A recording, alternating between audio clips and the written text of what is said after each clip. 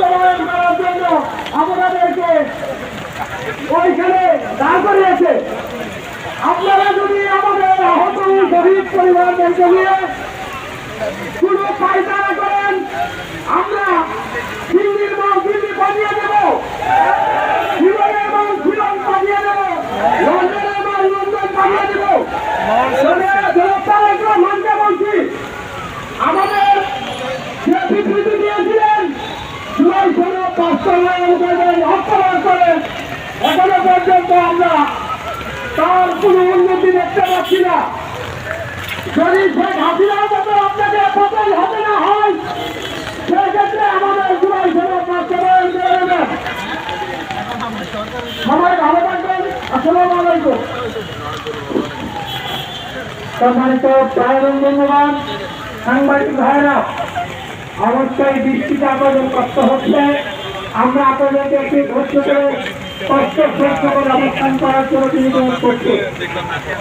ভারতীয় প্রধান এবং মহাকন্দনের এক পর্যায়ে বক্তব্য রাখছেন আমার বাংলাদেশ পার্টির senior vice president professor doctor Abdul Wahab Bhuiyan.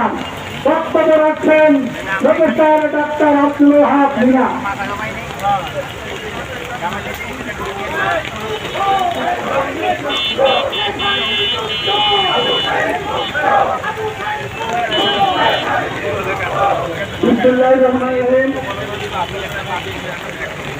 আজকে ভারতীয় প্রধান ও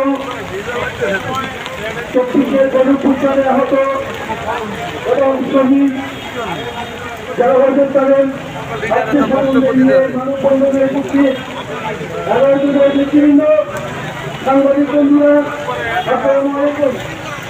আমি এই মাত্র সংসদ থেকে এলাম। ভারতজীবী প্রদান করা হয়েছে। আপনারা জানেন যে বর্তমান সময়ে স্পিকার মেজর হাফিজ, আমিও কিন্তু সুনামী চাকরি করতাম, পরিচিত মানুষ, অত্যন্ত সচেতন। উনি আমাদের কথা শুনেছেন, আশ্বস্ত করেছেন। 40 দিন আগে হয়েছে, শহীদ পরিবার নির্দিষ্ট হয়েছে, অবহিত হয়েছে। আর তারা যদি অবহিত না হয়, তাদের কর্মজাতি এলাকায় যারা যুক্ত হতো, যারা চোখ দিয়েছে, হাত পা দিতে কোন দরকার দিয়েছি, ওই চক্ষু হাসপাতালকে আমরা চিকিৎসা দিয়েছি।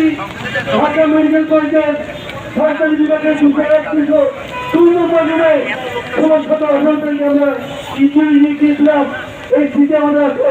আমরা এগুলো কথা যখন বলেছি, এটা আশ্বস্ত করেছেন যে বঞ্চিত হয়েছে, এগুলো আমরা সংশোধন করবো।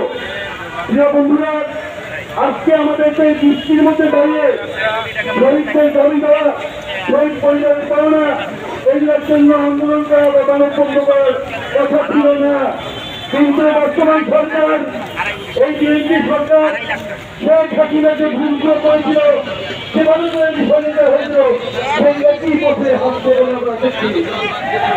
আমাদের চোখের সামনে বিদ্যমান যে জুলাই 16 লক্ষ লক্ষ বাস্তবায়ন না করে আমাদের নায়ক স্বরাষ্ট্রমন্ত্রী বলল যে কখনো নির্যাতন হবে না, তাই যেমন খাই নেবে কত মানুষ কোথাও না।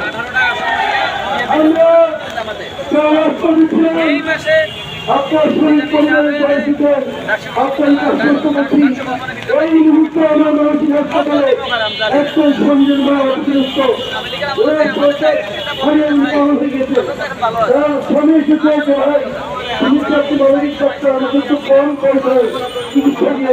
আমি অসহায় ডাক্তার আপনার সঙ্গে স্কুল পালন করে আমি যদি পড়াশোনা করলাম কেন, আমার স্কুল থেকে আমাকে কেন পড়ালেন, কেন আমার বাবা স্কুল মাস্টার আমাকে ডাক্তার বেরিয়েছে, আপনার স্কুল আমাদের তো দায়িত্ব সেই দায়িত্ব আমরা পালন করছি। সকল 30-70 সরকারি বন্ধু শক্তি আমরা শহীদ করে গিয়েছিলাম। সেই শহীদের শহীদের একটা ভাগ ছিল না, বর্তমান সরকার যদি করাতে চান তাহলে আপনি যারা আমরা সব কিছু করে একত্রে কাজ করছি, সেক্ষেত্রে বিপক্ষে কাজ করছি, ঐক্যবদ্ধ আন্দোলন করছি, এই 24 যাবে না। এই মাস্টারমাইন্ড এনসিপি নয়, এই মাস্টারমাইন্ড জামাত নয়, এই মাস্টারমাইন্ড বিএনপি নয়, এই দেশের আঠারোটি রাজনীতি মাস্টারমাইন্ড। এই কথা ভুললে চলবে না। আপনি একা সব খাইতে পারেন না। এখন আমাদের চুক্তি চলবে, চুক্তি চলছে, এই চুক্তি চলতে থাকবে ততক্ষণে হারে এখন বলছে যে সামনের কথা সেটা আমি করতে পারছি না, যে স্বাভাবিক এটা আপনার কারণে হয়। আপনার সবাইকে ধন্যবাদ আমাদের